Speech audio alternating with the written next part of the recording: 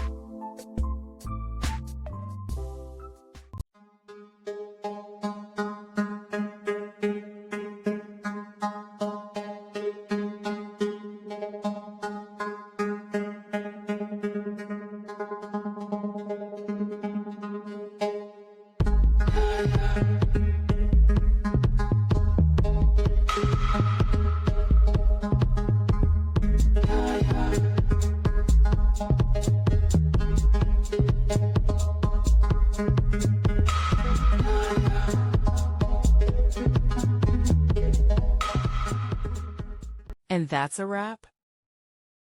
I hope you found the answer you were looking for. If you did, take a second to hit that subscribe button. It really helps out. And let me know in the comments which solution worked best for you. See you next time in the debug zone.